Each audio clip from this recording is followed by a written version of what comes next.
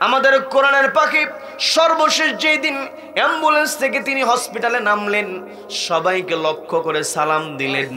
সালাম দেওয়ার সময় তিনি সবাইকে লক্ষ্য করে যখন কেমন আছো জিজ্ঞাসা করলেন, চেহারার মধ্যে এমন হাসিটা দিয়ে দিলেন, কিয়ামত পর্যন্ত যারা আল্লাহর উপরে তাওয়াক্কুল করবে তাদের জন্য হাসিটাই হলো অনুপ্রেরণা। কথা বলেন ঠিক কিনা? সম্মানিত দিনী ভাইরা, আমার আপনার ভরসা হবে, আমার আপনার আশ্রয়স্থল হবে। পৃথিবীর সবাই আমাকে আপনাকে ছেড়ে যেতে পারে, কিন্তু আল্লাহ আমাকে আপনাকে কখনো ছাড়বে না। কি কথা বলেন? আল্লাহর উপর আস্থা আমাকে আপনাকে অবশ্যই রাখতে হবে। সেই আল্লাহর বিধান বাস্তবায়নের জন্য সর্বোচ্চ চেষ্টা যদি করতে পারি, তবে আমার আপনার আল্লাহর প্রতি পূর্ণ আস্থা থাকবে। কি কথা বলেন? বিচার চলছিল, ওই যে বিচারকের হাতে বেতের বাণী, হাত থেকে রক্ত বের হয় ফিনকি দিয়ে, দৌড়ে এসছে। তার জানা আশেপাশের কর্মচারী ছিল, হাতটা দৌড়বে, ব্যান্ডেজ করবে, কিন্তু তিনি কাউকে কাছে আসতে দিলেন না। তার রুমালটা তিনি নিজের হাতে দিয়ে হাতটা পেঁচালেন, হাতটা আবার দিলেন। এইভাবে বিষটা যখন বেতের বাণী সম্পন্ন হলো, তিনি বললেন, আমি খলিফার প্রতিনিধি হিসেবে বিচারক ছিলাম, আমার যে অপরাধ হয়েছে অপরাধের জন্য আমি বেতের বাড়ি আমার হাতে নিয়েছি। এই রাকা শহরের প্রধান যিনি, খাদ্য প্রধান যিনি আছেন, তাকেও বেতের বাড়ি নিতে হবে। বলেন আল্লাহু আকবার, বলেন আল্লাহু আকবার। খাদ্য প্রধানকে হাজির করা হলো।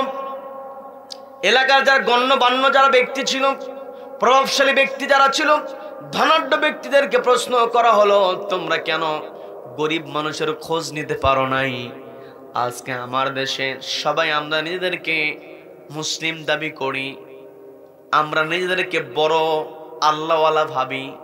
কি কথা বলেন? কি কথা বলেন? অথচ প্রতিবেশীর খবর কিন্তু আমরা রাখি না। কি কথা বলেন? ওই বিচারক বলছি, তোমাদের অর্থ সম্পত্তি আল্লাহ দিয়েছেন, গরিব মানুষের খবর রাখো না, বেতের বাড়ি তোমাদেরকেও নিতে হবে। বলেন আল্লাহু আকবার। বাকি 30টা বেত রাখা তিনি সবার মধ্যে বন্টন করে দিয়ে বলতেছেন, এই যে 500 দিরহাম জরিমানা করা হয়েছে, এর মধ্যে 100 দিরহাম জরিমানা স্বরূপ রাষ্ট্রীয় কোষাগারে জমা হবে। বাকি 400 দিরহামের মধ্যে 20 দিরহাম, বাকি 400 দিরহামের মধ্যে 20 দিরহাম দোকানদারকে ক্ষতিপূরণ দেওয়া হবে। বাকি 380, এই 380 দিরহাম বৃদ্ধা মহিলাকে দেওয়া হবে 1 মাসের খরপোশ। বলেন আল্লাহু আকবার, বলেন আল্লাহু আকবার। এখন যেই মহিলা চুরি করেছে, খরপোশ ও কেমন করে দেবে, দিরহাম সে কেমন করে দেবে? তিনি উপস্থিত সবাইকে লক্ষ্য করে বললেন, বাংলাদেশের অন্যতম প্রসিদ্ধ জেলা ঝিনাইদহ জেলার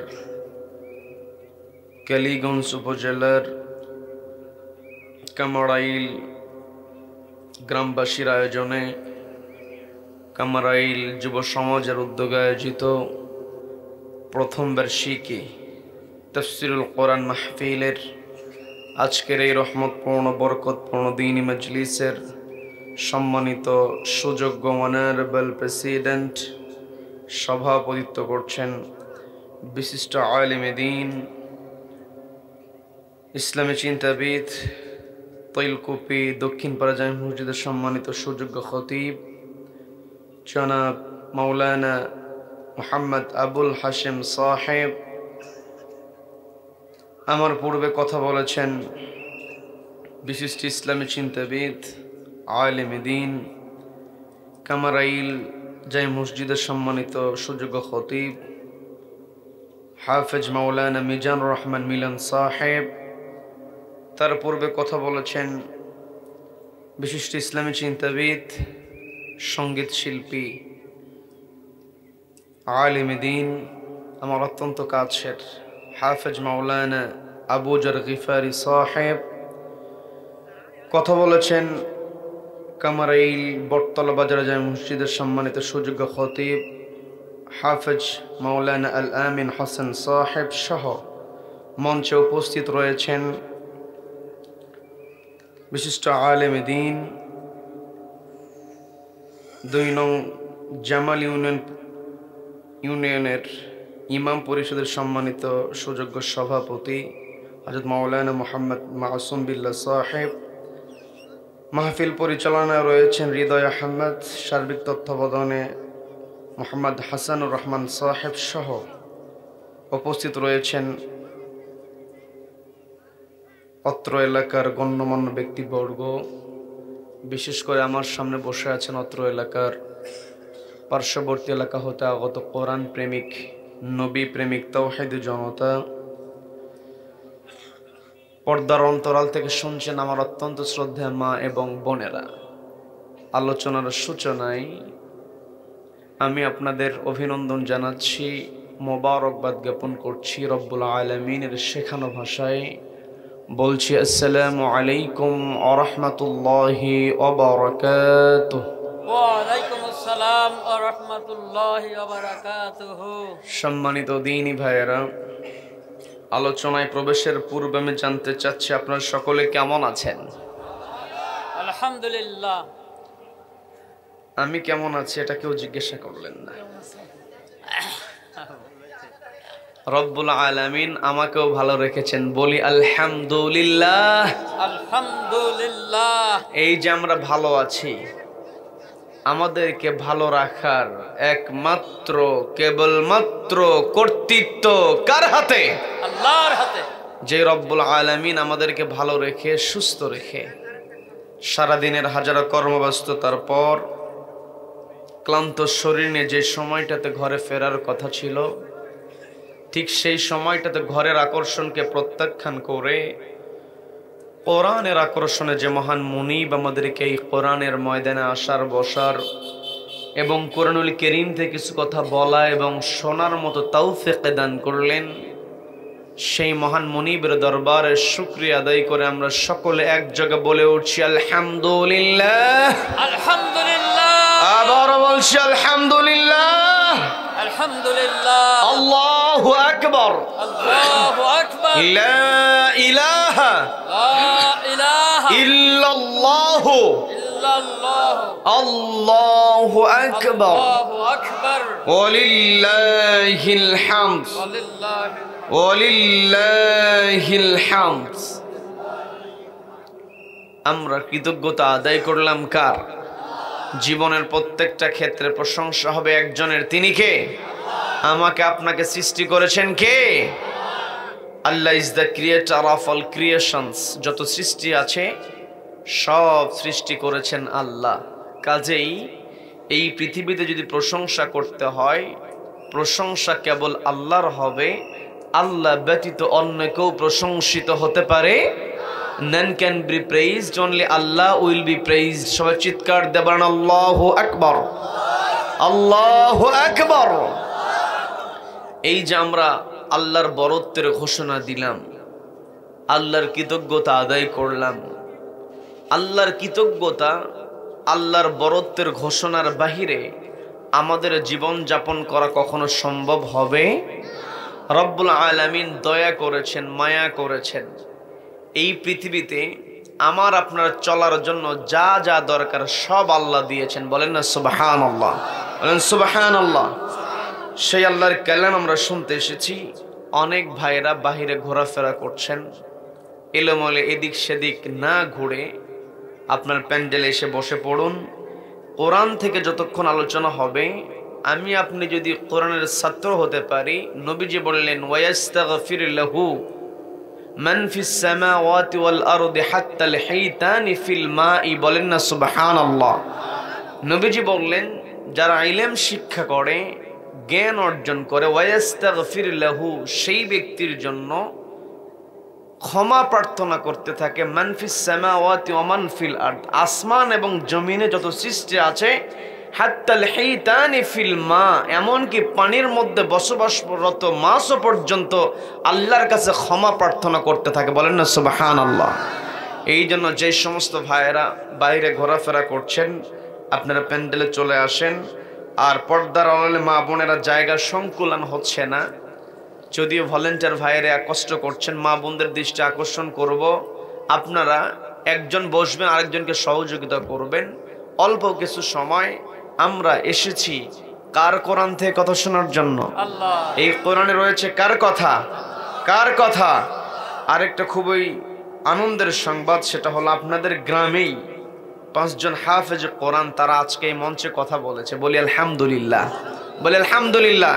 এই হাফেজ কোরআনদেরকে আল্লাহ রাব্বুল আলামিন জগৎধন্য আলেম হিসেবে কবুল করে নিন, বলেন আমিন। সম্মানিত দিনী ভাইয়েরা, আমরা এসেছি কোরআন শোনার জন্য। এই পৃথিবীতে আমার আপনার যা যা দরকার, এই পৃথিবীতে যত সৃষ্টি আছে প্রত্যেকটা সৃষ্টির মধ্যে আমাকে আপনাকে শ্রেষ্ঠ সৃষ্টি বানিয়েছেন কে? আল্লাহ। আমি আপনি শ্রেষ্ঠ সৃষ্টি হয়েছি। আমার আপনার এই যে সম্মান রব্বুল আলামিন দিলেন, এই সম্মানটা ধরে রাখার দরকার আছে না নেই? এই সম্মান যদি আমি আপনি ধরে রাখতে চাই, তাহলে আমার আপনার পথ চলা হবে একটি কিতাবের আলোকে। সেই কিতাবের নাম কি? কোরআন। কিতাবের নাম কি? কোরআন। এই কোরআনের মধ্যে মানব জীবনে যা কিছু দরকার, তিবিয়ানান লিকুল্লি শাই, সব কিছু আল্লাহ তুলে ধরেছেন। আমরা এমন একটি জীবন বিধান পেয়েছি, জীবন ব্যবস্থা পেয়েছি। আমাদের জীবন বিধানের নাম হলো আল কোরআন, জীবন ব্যবস্থার নাম হলো আল ইসলাম।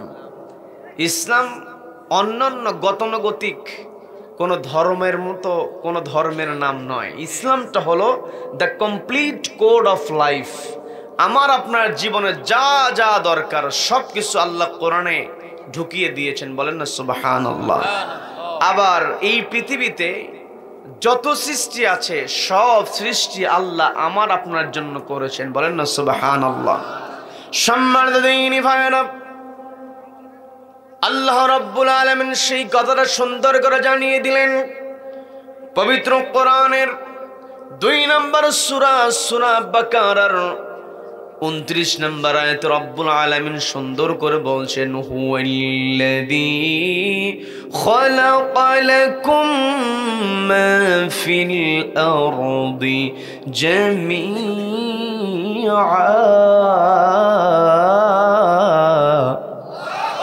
আল্লাহ বলেন হুয়াল্লাযী, তিনি হলেন সেই মহান সত্তা, খালাকালাকুম, যিনি তৈরি করেছেন তোমাদের জন্য, মাহফিল আরদ, জমিনে যা আছে। এই জায়গায় আলেম ওলামা আছেন, তারা সহজেই বুঝবেন।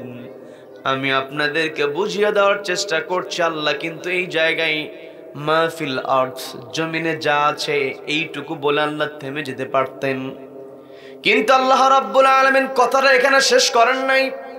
আল্লাহ বললেন মাহফিল আরদি জামিআ, তার মানে পৃথিবীতে যা কিছু আছে তার সমস্ত আমাদের জন্য তৈরি করা হয়েছে, বলেন না সুবহানাল্লাহ। তার মানে এই পৃথিবীতে যা কিছু আমি আপনি দেখি সব কিছু রব্বুল আলামিন আমার আপনার জন্য তৈরি করলেন। রব্বুল আলামিন আমাকে আপনাকে রহমতের চাদরে ঢেকে রেখে দিয়েছেন। নিয়ামতের চাদরে আমরা হাবুডুবু খাই, কি কথা বলেন? আল্লাহর যে নিয়ামত, এই নিয়ামতের শুকরিয়া আমার আপনার সব সময় করতে হবে, কারণ আল্লাহ যে নিয়ামত আমাদেরকে দিয়েছেন এই নিয়ামতের গণনা করে আমরা কি শেষ করতে পারবো নাকি? সবাইকে বলতে হবে, পারবো নাকি? আল্লাহ সেই কথাটা বললেন, ওয়া ইন তাউদ্দু নি'মাতাল্লাহি লা তুহসুহা ইন্নাল্লাহা লাগফুরুর রহিম।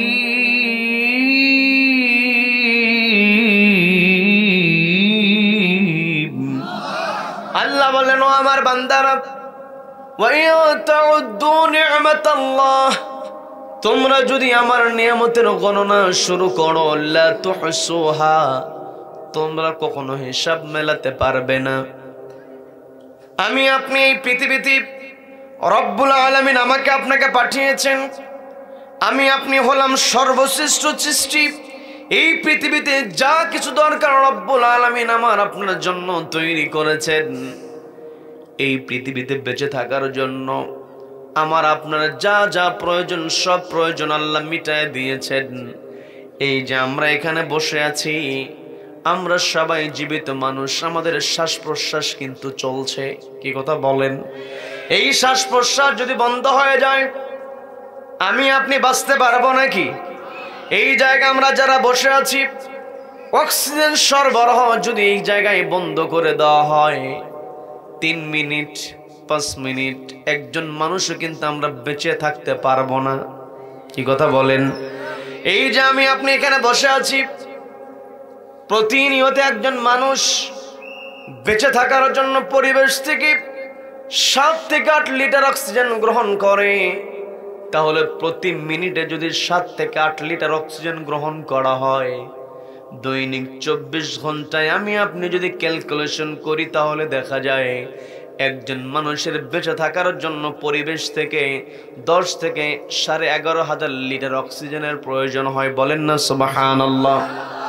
এই যে বিপুল পরিমাণ অক্সিজেন আমি আপনি গ্রহণ করছি, এটার জন্য কোনো বিল কি আল্লাহকে দিতে হয় নাকি? এই যে বিপুল পরিমাণ হাজার হাজার লিটার অক্সিজেন আমি আপনি পরিবেশ থেকে গ্রহণ করছি, এর পুরোটাই যদি আমার আপনার দেহের মধ্যে ঢুকে যায়, আমি আপনি আবার অসুস্থ হয়ে যাব।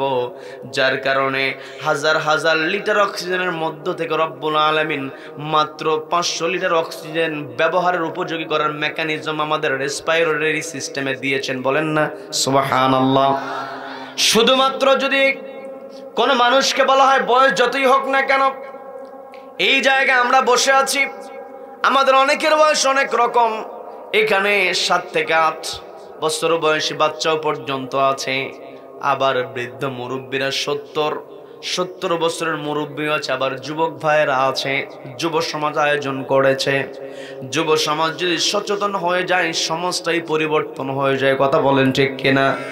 যার যেমন বয়স হোক না কেন, কোন মানুষকে ধরে যদি বলা হয় যেই দিন মায়ের পেট থেকে ভূমিষ্ঠ হয়েছ, সেই দিন থেকে আজকে পর্যন্ত যত অক্সিজেন তুমি গ্রহণ করেছো, শুধুমাত্র এই অক্সিজেনের হিসাবটা দাও, কত বিল হয়েছে বিলটা দাও। আমি আপনি কি এই অক্সিজেনের হিসাবটা দিতে পারবো নাকি? আল্লাহ বলেন ওয়া ইন তাউদ্দু নি'মাতাল্লাহ, ও আমার বান্দারা, তোমরা যদি আমার নিয়ামতের গণনা শুরু করে দাও, লা তুহসুহা, তোমরা হিসাব মেলাতে পারবে না। যেই রব আমাকে আপনাকে এত রহমত করেছেন, এত বরকত করেছেন, যেই রব এত নিয়ামত আমাদেরকে দিয়েছেন, সেই রবের বিধান ছাড়া এই পৃথিবীতে কোনো বিধান বাস্তবায়ন হোক, এটা আমরা চাইবো নাকি? আমার আপনার চিন্তা হবে, আমার আপনার কর্মসূচি হবে আল্লাহর জমিন, আল্লাহর বিধান। কি কথা বলেন? আমি আপনি এই পৃথিবীতে মানব রচিত বিধান দিয়ে যতই সমাজটাকে পরিচালনা করতে চাই, সমাজটাকে আমি আপনি মানব রচিত বিধান দিয়ে যতই সাজানোর চেষ্টা করি, পৃথিবীতে কখনো শান্তি আসবে? সবাইকে বলতে হবে শান্তি আসবে? পৃথিবীতে যদি আমি আপনি শান্তি প্রতিষ্ঠা করতে চাই, তাহলে অবশ্যই আল্লাহর দেয়া কোরআনটাকে ফলো করতে হবে। কি কথা বলেন? এই কোরআন এমন একটি কিতাব, এই কোরআন রব্বুল আলামিন আমাকে আপনাকে দিয়েছেন ব্যক্তিগত জীবনে মানার জন্য, পারিবারিক জীবনে কেমন করে মানতে হবে, সামাজিক জীবনে, রাষ্ট্রীয় জীবনে, আন্তর্জাতিক অঙ্গনে আমাদের চলাফেরা কেমন হবে, কর্মসূচি কেমন হবে, সবকিছু কোরআনের মধ্যে ঢুকিয়ে দিয়েছেন কে? এই কোরআন যদি আমরা মেনে নিতে পারি, এই কোরআন যদি আমি আপনি আমার আপনার পথ চলার পথেও বানায় নিতে পারি, নবীজি বললেন মান জাআলাহু আমামাহু কাদাহু ইলাল জান্নাহ, যেই ব্যক্তি এই কোরআনকে জাআলাহু আয় জাআলাল কোরআন, এই কোরআনকে যেই ব্যক্তি তার ইমাম বানিয়ে নেবে, কাদাহু ইলাল জান্নাহ, এই কোরআন তাকে জান্নাতে প্রবেশ করায় দেবে। বলেন না সুবহানাল্লাহ। আমার আপনার টার্গেট হবে জান্নাতে প্রবেশের টার্গেট। কি কথা বলেন? এই পৃথিবীতে আমার আপনার চেয়ার যত বড়ই হোক না কেন, আমার আপনার যত ধন সম্পত্তি থাকুক না কেন, যেই দিন আমি আপনি পৃথিবী ছেড়ে চলে যাব, সেই দিন আমার সঙ্গে আমার কোনো সম্পত্তি যাবে না, আমার সঙ্গে আমার কোনো চেয়ার যাবে না, কোনো প্রভাব প্রতিপত্তি যাবে না, যাবে শুধু আমল নামা। কি কথা বলেন? এই আমল নামাটাকে সঠিক করতে হবে। আমি আপনি পৃথিবীতে শয়তানের ধোকায় পড়ে আখিরাতকে ভুলে যাই, অথচ দেখবেন মুসলমানের ঘরে জন্মগ্রহণ করেছে এমন সন্তান নাই যে সন্তানের সূরা ফাতিহা মুখস্থ নাই। এমন সন্তান আছে নাকি? কোন দিন আমি আপনি সূরা ফাতিহা মুখস্থ করেছি বলতেই পারি না। কি কথা বলেন? ছোট্ট ছোট্ট বাচ্চা। আবার খেয়াল করে দেখবেন পর্দালের মা বোনেরা, আপনার ছোট্ট সন্তান, কোলের সন্তান যখন কান্নাকাটি করবে, ওই সন্তানের কানের কাছে আপনি সূরা ফাতিহা তেলাওয়াত করবেন, ওই সন্তানের কান্দন বন্ধ হয়ে যায়, কান্না বন্ধ হয়ে যায়। কি কথা বলেন? সন্তান ছোট্টবেলা থেকে সন্তানের কর্ণকোণে আল্লাহর কালাম প্রবেশ করাতে হবে। কি কথা বলেন? এই পৃথিবীতে যেই দিন আমি আপনি আগমন করেছি, আমার ডান কানে আপনার ডান কানে বাম কানে আযান এবং ইকামত দেওয়া হয়েছে। আযান এবং ইকামতের মধ্যে আল্লাহু আকবার স্লোগান আছে না নেই? আছে না নেই? আবার যেই দিন আমি আপনি পৃথিবী ছেড়ে চলে যাব, সর্বশেষ ওই কবরে নামানোর পূর্বে লোকজন, জীবিত মানুষেরা লাশটাকে সামনে রেখে দিয়ে যে দোয়ার নামাজটা আদায় করে, সেই দোয়ার নামাজ কি? নামটা কি বলেন? সবাই বলেন কি নাম? বিরক্ত হচ্ছেন নাকি আমার কথায়? এই যে জানাজার নামাজ, এই জানাজা নামাজের মধ্যে 4টা তাকবীর আছে না নাই? তার মানে যেই দিন পৃথিবীতে আগমন করেছে সেই দিনে কর্ণকোর আল্লাহু আকবার। আবার যেই দিন আমি আপনি পৃথিবী ছেড়ে চলে যাব, সেই দিন আমার কানে আল্লাহু আকবার স্লোগান শুনিয়ে দেওয়া হবে। এর দ্বারা বোঝা যায় পৃথিবীতে যতদিন বেঁচে থাকবো স্লোগান কেবল একটাই হবে, নারায়ে তাকবীর, নারায়ে তাকবীর। আল্লাহু আকবারের স্লোগানকে পুঁজি করে যদি আমি আপনি আমার আপনার ব্যক্তিগত জীবন, পারিবারিক জীবন, সামাজিক জীবন, রাষ্ট্রীয় জীবন সাজাতে পারি, সমাজ একবারে জান্নাতি পরিবেশ। কি কথা বলেন? কি কথা বলেন? আজকে আমি আপনি আল্লাহকে ভয় করছি না, সমাজ যারা পরিচালনা করে তারা আল্লাহকে ভয় করে না, যার কারণে হালাল হারাম কোনো বাজ বিচার নাই, নিজের পকেট কেমন করে গরম করা যায় সেই চিন্তা সবার। কি কথা বলেন?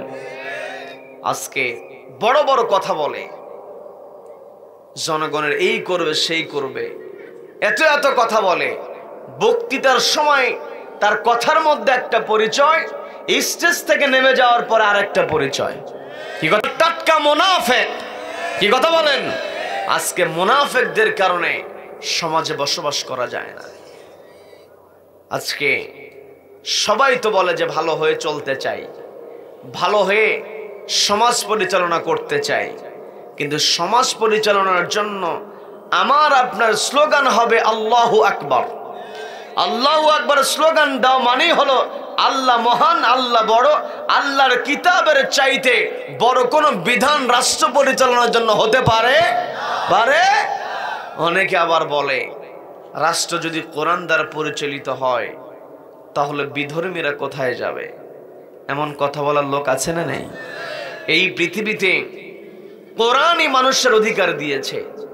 মানুষের অধিকার, হোক সে মুসলিম হোক সে অমুসলিম, এই পৃথিবীতে ন্যায্য অধিকার পাওয়ার একমাত্র কিতাব হলো আল কোরআন। কি কথা বলেন?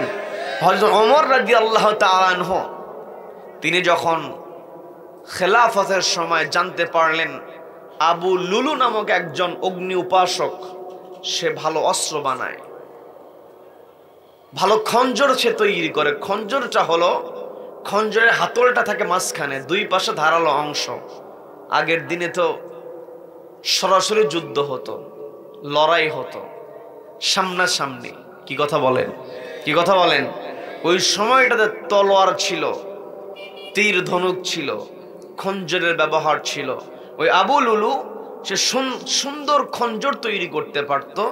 গোটা দেশের মধ্যে তার পরিচয়, তার সুনাম সুখ্যাতি ছড়িয়ে পড়েছে। আবু লুলু ভালো খঞ্জর তৈরি করতে পারে। দেশের রাষ্ট্রপ্রধান যিনি, খলিফা যিনি, তখন জানতে পারলেন আবু লুলু নামক একজন অগ্নি উপাসক, মূর্তি পূজক, সে ভালো খঞ্জর তৈরি করে। যেহেতু দেশের সে ভালো একজন কর্মকার, অস্ত্র তৈরি করতে পারদর্শী, ওমর রাদিয়াল্লাহু তাআলা নিজে তার দোকানে উপস্থিত হয়ে গেলেন দোকান পরিদর্শন করার জন্য। বলেন না সুবহানাল্লাহ। তার মানে যদি বিধর্মীরা শান্তিতে বসবাস করতে না পারে, ইসলাম থাকলে তারা যদি শান্তিতে থাকতে না পারে, তাহলে কি ওই আবু লুলু হযরত ওমরের সময় শান্তিতে থাকতে পারতো? পারতো না। তার মানে ওমর রাদিয়াল্লাহু তাআলা আনহু ওয়া আসাদুহুম ফি আমরিল্লাহি ওয়া ওমর, আজকে জুমার দিনে খতিব সাহেব সানি খুতবাতে পাঠ করেছেন। কি কথা বলেন? ওয়া আসাদুহুম ফি আমরিল্লাহি ওয়া ওমর, ওমর রাদিয়াল্লাহু তাআলার নাম উচ্চারিত হয়। ওমরের শাসন আমল ছিল পৃথিবীর সর্বশ্রেষ্ঠ শাসন আমল। কি কথা বলেন? সে ওমর রাদিয়াল্লাহু তাআলা অগ্নি উপাসকের সঙ্গে গিয়ে দেখা করলেন, গিয়ে প্রশংসা করলেন, তোমার ব্যবসা ভালো, তুমি নাকি ভালো খঞ্জর তৈরি করো, তাহলে একটা খঞ্জর আমি তোমার কাছ থেকে নেব, আমি তোমার কাছ থেকে কিনে নেব, ফ্রি নিব না। আল্লাহু আকবার, আল্লাহু আকবার। আর এখন এমন নেতা আছে, যদি শোনে এলাকায় ব্যবসা তার ভালো হচ্ছে, নিজে না গেলেও চেলা চামুন্ডা পাঠায়া দেয় যে বস দেখা করতে বলেছে। আছে না নাই? আছে না নাই? এই যে চাঁদাবাজি, টেন্ডারবাজি, যারা টেন্ডারবাজি করে, চাঁদাবাজি করে, সমাজের মধ্যে যারা বিশৃঙ্খল অবস্থা তৈরি করে, ফাসাদ তৈরি করে, যারা সন্ত্রাসী হবে, তাদের কি শাস্তি দেওয়া হবে? কোরআনকে জিজ্ঞাসা করলে কোরআনের কাছে জবাব আছে না নাই? আছে না নাই? কোরআন স্পষ্ট জানিয়ে দিচ্ছে, যারা সন্ত্রাস হবে, যারা ফাসাদ তৈরি করবে, ওদের এক হাত এক পা কেটে দাও। একটা সন্ত্রাসীর হাত এবং পা যদি ওই হাইকোর্টের সামনে, সুপ্রিম কোর্টের সামনে অথবা বাইতুল মুকাররমের সামনে একটা সন্ত্রাসীর হাত পা যদি কেটে দেওয়া হতো, দেশের বাকি সন্ত্রাসীগুলো এমনিতেই ভালো হয়ে যেত। এই কথাগুলো বললেই হুজুরেরা খারাপ। কি কথা বলেন? জনগণের টাকায়, ট্যাক্সের টাকায় বেতন হয় অফিসার। জনগণের কাজ করতে দেশের সাধারণ মানুষ গিয়েছে, অফিসে ফাইল জমা দিয়েছে, কলমের সিগনেচার তার হাতে ওঠে না। যদি স্পিড মানি দেওয়া হয়, যদি স্পিড মানি দেওয়া হয়, তখন এক টেবিল থেকে ফাইল আরেক টেবিলে যায়। আর যদি ঘুষ না দেওয়া হয়, টেবিলের উপরে যে ফাইলটা রাখা হয়, ফাইলের উপরে ধুলা পড়ে যায়। যেই অফিসার কলমের খোঁচা দিয়া লক্ষ লক্ষ টাকা আত্মসাৎ করলো, ও সবচাইতে বড় চোর। কি কথা বলেন? আমরা তো জুতা চোর ধরা পড়লে জুতা চোরকে গণধোলাই দেই। কি কথা বলেন? মুরগি চুরি করেছে, ছাগল চুরি করেছে, গাছের লাউ চুরি করেছে, আছে না নাই? ধরা পড়লে আচ্ছা পিটনি দেওয়া হয়। কিন্তু লক্ষ লক্ষ টাকা আত্মসাৎ করে ওই অফিসার যদি আমার আপনার এলাকায় আসে, আপনি তাকে সালাম দেই। এই যে ব্যবস্থা, এটা হলো উল্টা ব্যবস্থা। কি কথা বলেন? কি কথা বলেন? ইসলাম এমন জীবন বিধানের নাম, যেই জীবন বিধান সমাজে বাস্তবায়িত হলে গরিব মানুষ না খেয়ে থাকবে না। কি কথা বলেন? সম্মানিত দিনী ভাইয়েরা, সমাজ পরিবর্তনের কথা বড় বড় লেকচার দিয়ে, হুঙ্কার দিয়ে, মঞ্চ কাঁপিয়ে সমাজে পরিবর্তন করা যাবে না। সমাজটাকে যদি পরিবর্তন করতে হয়, এমন শাসককে বসাতে হবে যেই শাসক ভয় করবে কাকে? সবাইকে বলতে ভয় করবে কাকে? যারা মুমিন বান্দা হয়। মুমিন বান্দার বৈশিষ্ট্য রব্বুল আলামিন সূরা আনফালের 2 নম্বর আয়াতে সুন্দর করে বলছেন, ইন্নামাল মুমিনুনা আল্লাযীনা ইযা যুকিরাল্লাহু ওয়াজিলাত قلوبهم وإذا تليت عليهم آياته زادتهم إيمانا وعلى ربهم يتوكلون।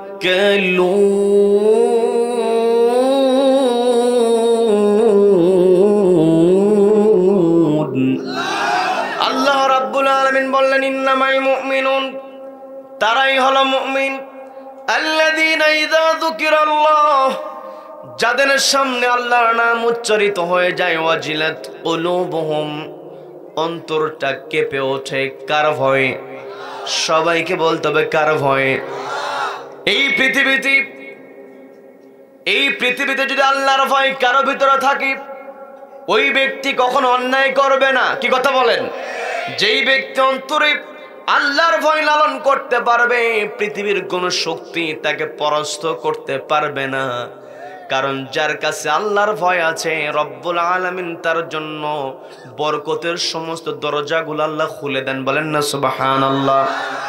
আমি বানিয়ে বলছি না, পবিত্র কোরআনের 7 নম্বর সূরা আরাফের 96 নম্বর আয়াতে রব্বুল আলামিন সুন্দর করে বলছেন, ওয়ালাউ আন্না আহলাল কুরা আমানু ওয়াত্তাকাউ লাফাতাহনা আলাইহিম বারাকাতিম মিনাস সামাই ওয়াল আরদ। বলেন আল্লাহু আকবার। আল্লাহ বলেন, ওয়ালাউ আন্না আহলাল কুরা, জনপদের লোকেরা যদি আমানু ঈমান আনয়ন করে কার উপরে, ওয়াত্তাকাউ এবং আল্লাহকে ভয় করে। শুধুমাত্র ঈমান আনলাম বললেই হবে না, আল্লাহকে ভয় করতে হবে। কি কথা বলেন? আল্লাহকে যদি ভয় করতে পারে, আল্লাহ বলেন লাফাতাহনা, অবশ্যই আমি খুলে দেই বারাকাতিম মিনাস সামাই ওয়াল আরদ, আসমান এবং জমিনের বরকতের দরজাগুলো। তার মানে এই পৃথিবীতে যার অন্তরে আল্লাহর ভয় আছে তার জন্য আল্লাহর বরকতের দরজাগুলো খোলা। কি কথা বলেন? আর যার জন্য বরকতের দরজা খোলা থাকে ওই ব্যক্তিকে পৃথিবীর কোনো জালিম পরাস্ত করতে পারে না। যেই ব্যক্তি আল্লাহকে ভয় করে পৃথিবীর কোনো ষড়যন্ত্র তাকে থামাতে পারে না। কি কথা বলেন? সম্মানিত বন্ধুগণ, আমার আপনার 1 নম্বর বৈশিষ্ট্য হতে হবে, যখনই আল্লাহর নাম শুনবো, যদি শয়তানের ধোঁকায় পড়ে অন্যায় করিও, যখনই আল্লাহর বিধানের কথা আমার আপনার সামনে উচ্চারিত হবে, আল্লাহর বরত্বের কথা, আল্লাহর শাস্তির কথা যখন আমার আপনার সামনে তুলে ধরা হবে, আমি আপনি যদি অন্যায় থেকে নিজেকে শুধরে নিতে পারি তবেই আমি মুমিন। কি কথা বলেন? কি কথা বলেন? সম্মানিত বন্ধুগণ, নামাজের মধ্যে কি আল্লাহু আকবার বলে, সূরা ফাতিহার মধ্যে বলে আলহামদুলিল্লাহি রাব্বিল আলামিন আর রহমানির রহিম মালিক ইয়াউমিদ্দিন। কত সুন্দর করে তেলাওয়াত করছে।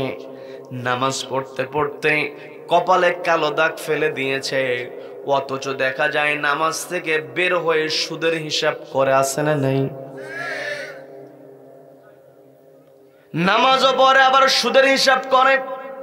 তার মানে ও শুধু ঈমান এনেছে, মুখে বলেছে, আল্লাহকে ভয় করতে পারে না। কি কথা বলেন?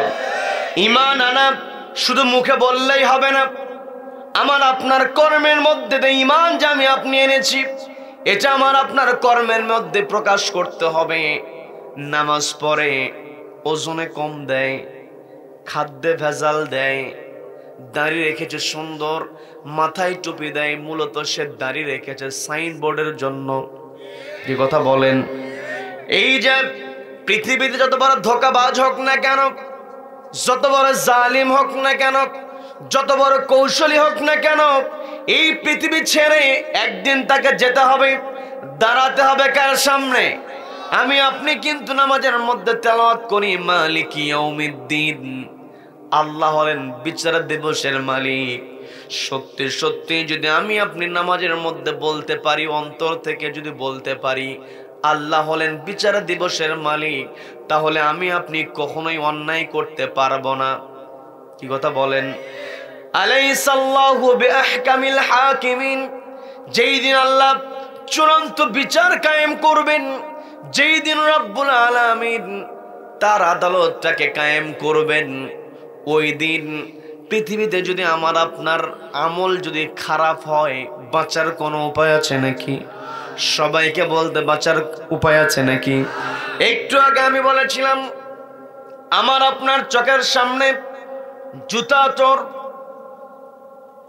তারপরে তরকারি চোর, অর্থাৎ ছোট ছোট চোর যখন আমার আপনার সামনে পড়ে যায়, আমি আপনি কি করি? চোরকে উত্তম মাধ্যম প্রহার করতে থাকি, অথচ জনগণের নামে বরাদ্দ হয়েছে, স্পষ্ট জানার পরে জনগণের টাকা আত্মসাৎ করে মেরে দেয়, চুরি করে, এমন চোর আছে না নেই? আছে না নেই? ওর ভিতরে যদি আল্লাহর ভয় থাকতো, ও কখনো জনগণের টাকা নিজের পকেটে ঢোকাতে পারতো না, কি কথা বলেন? ইসলামের যারা প্রসিদ্ধ খলিফা ছিলেন তাদের জীবনের দিকে যদি আমরা তাকাই, আমরা দেখতে পাই খলিফা হারুন রশিদ তার শাসনামলে রাকা শহর, সিরিয়ার একটা শহরের নাম ছিল রাকা শহর, ওই রাকা শহরে যিনি বিচারক ছিলেন অসুস্থ হয়ে গেলেন। বিচারক যখন অসুস্থ, বিচার কার্য বন্ধ হয়ে যায়। বিচার কার্য বন্ধ হয়ে গেলে একটা বিশৃঙ্খল অবস্থার তৈরি হয়, হয় কি হয় না? সবাইকে বলতে হবে হয় কি হয় না?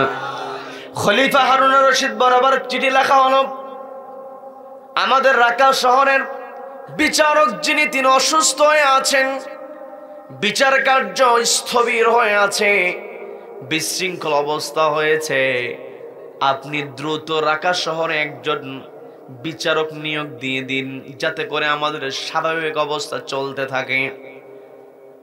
খলিফার দরবার থেকে পাল্টা চিঠি পাঠানো হলো, আগামী 1 সপ্তাহের মধ্যে তোমাদের রাকা শহরে নতুন বিচারক চলে যাবে। 1 সপ্তাহের মধ্যে নতুন বিচারক রাকা শহরে হাজির হয়েছে।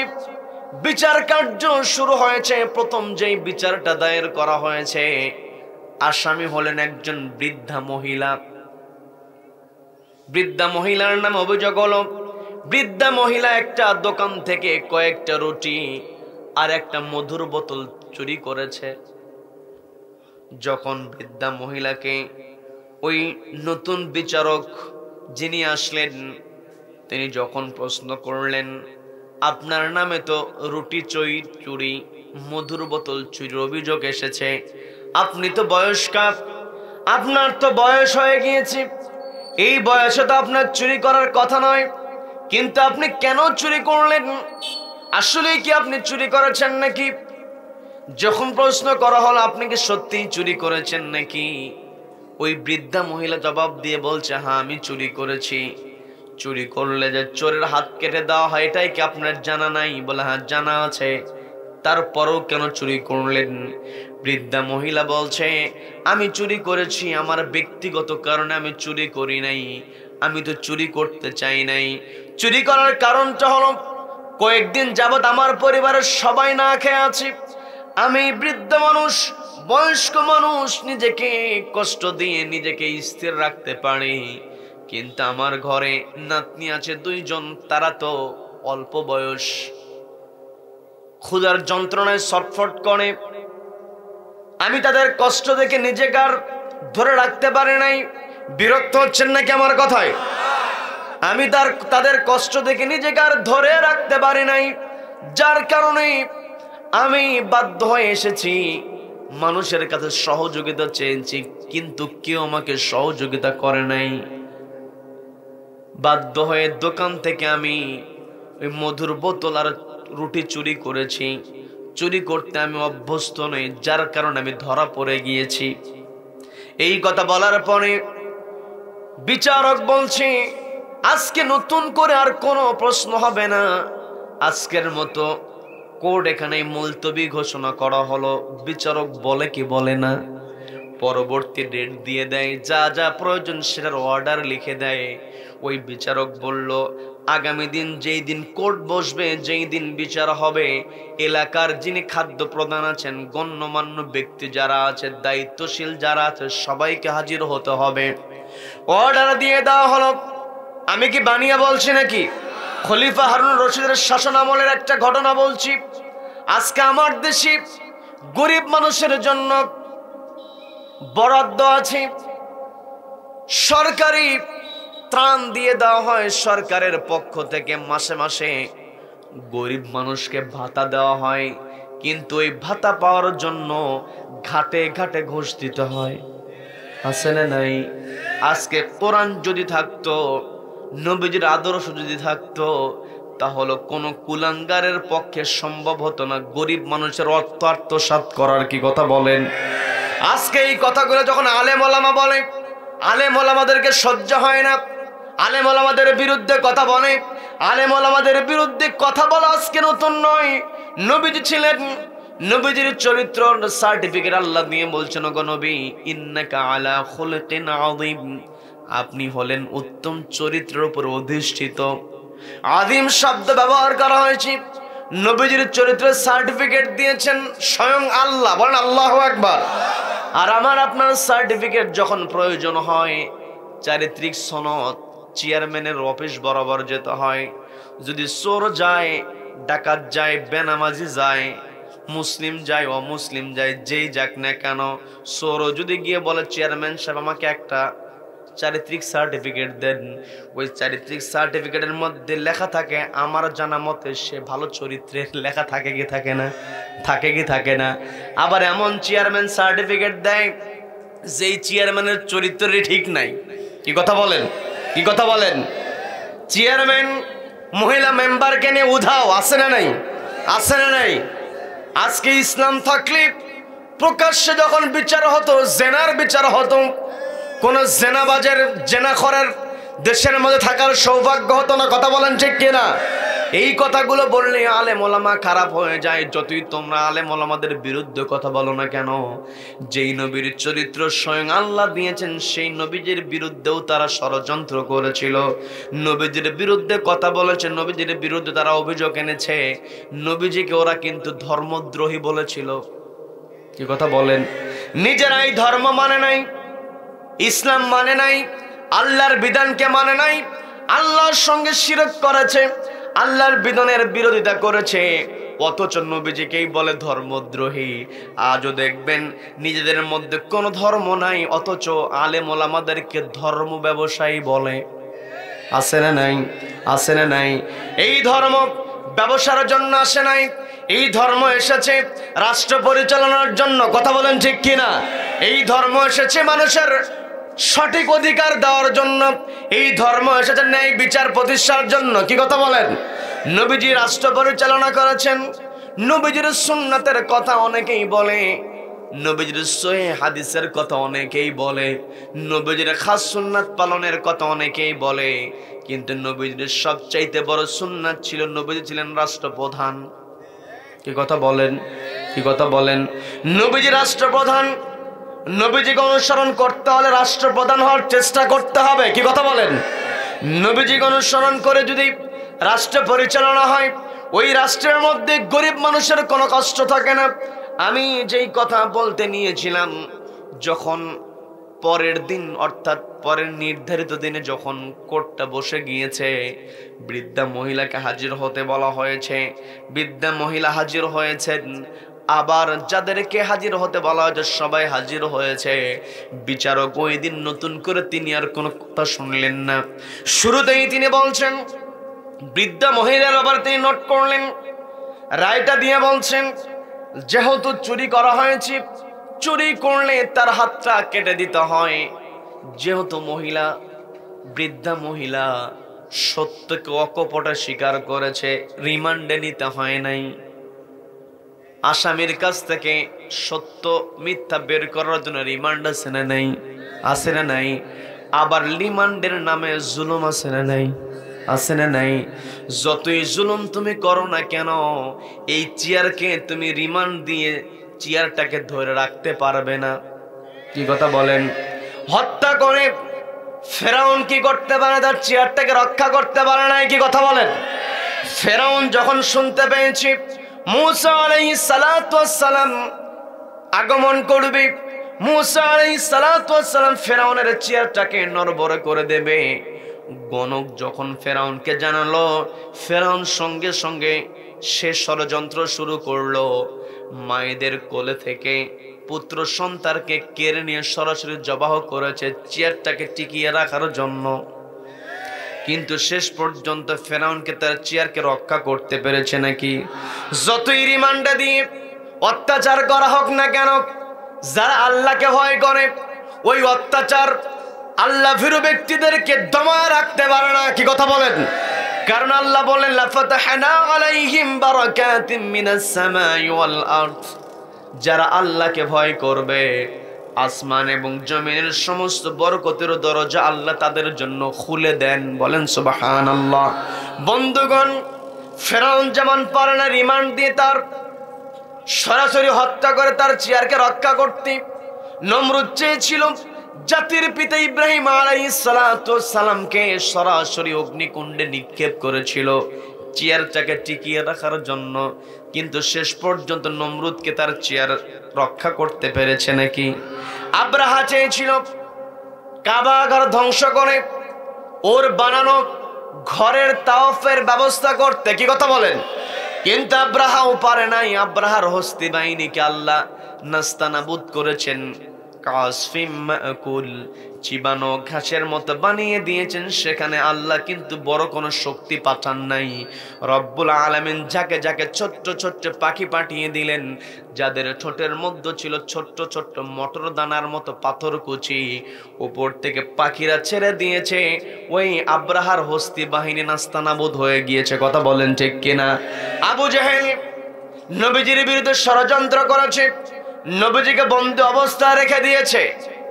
যে আবু জেহেল, সে শুধু সাধারণ মানুষের লিডার ছিল না, নেতাদেরও নেতা ছিল আবু জেহেল। কি কথা বলেন? আবু জেহেল কিন্তু নেতাদেরও নেতা।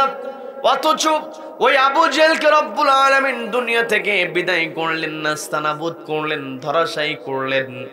বড় কোন যোদ্ধাকে দিয়ে বদরের প্রান্তরে আবু জেহেলকে আঘাত আল্লাহ করার নাই। আল্লাহ আঘাত করিয়েছেন ছোট্ট বালক মুআজ এবং মুআজের দ্বারা। কি কথা বলেন?